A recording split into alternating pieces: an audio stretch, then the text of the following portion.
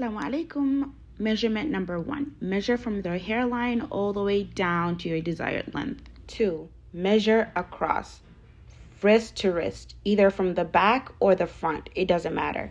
3. You're going to start from under your chin, not your neck, but under your chin, all the way down to your desired length. 4. From the center of your head down to your shoulder. Now, you're not going to need this measurement if you decide to use standard, but if you want to use your own measurement, this is how you measure. 5. Across the forehead, ear to ear. If you haven't already, please subscribe, like, share, comment, turn on that notification to get notified whenever I post a new video, and new videos are up every Sunday. Without further ado, let's get started. Starting off with the back piece, you're going to fold it in half, then cut it to your desired length, and then you're going to take your measurements from here to make your pattern. Now we're going to start pattern making. You're going to start from the top of the fabric. Now it doesn't matter which side you use, as long as it is the side that has the folded end. You're going to measure from the top down to 14.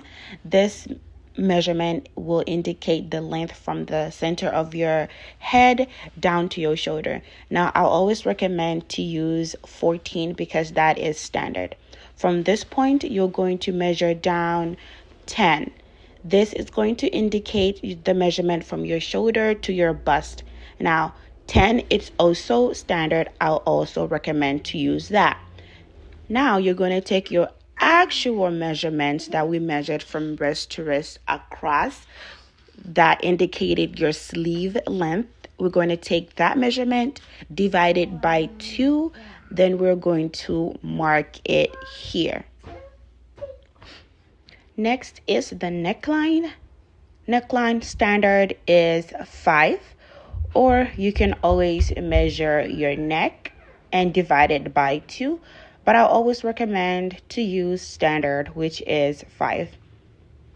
And from here, you're going to measure from this point, you're going to measure and connect it to your line that you made where your bust is. So you're going to connect from here all the way to there.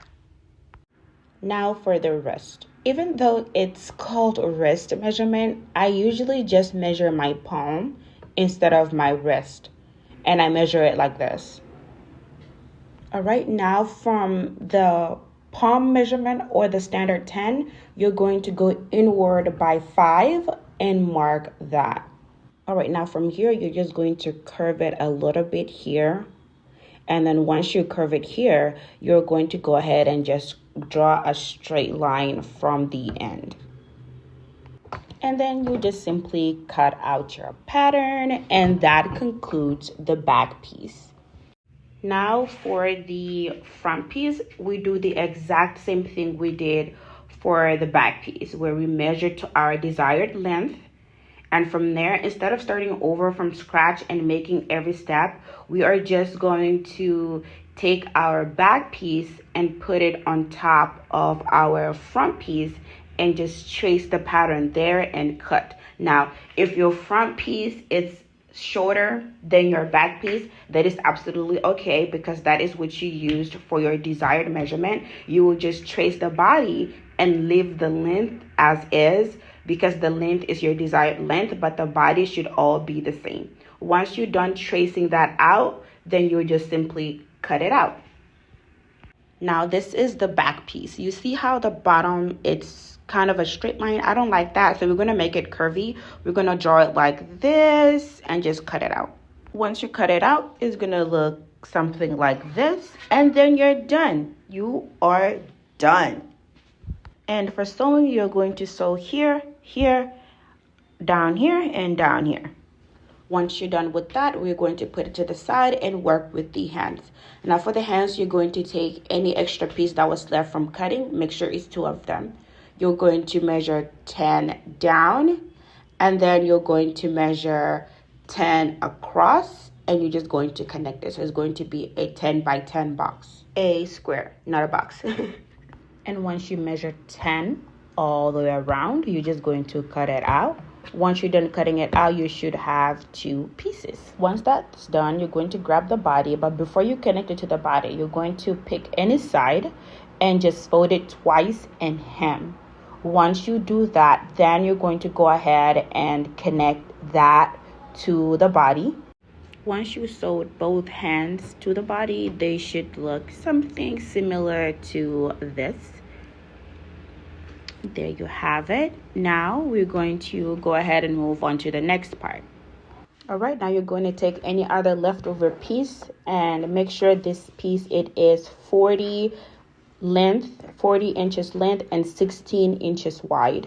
And if you cannot make it 40 or you don't have enough to be 40, just make sure it between 36 to 40.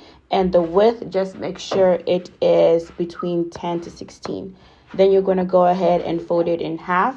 Once you fold it in half, you're going to again fold it in half like this. And from here, we're going to measure from the edge 4 and mark it down. Remember, 4 is standard, adult is 4, kids it's 2.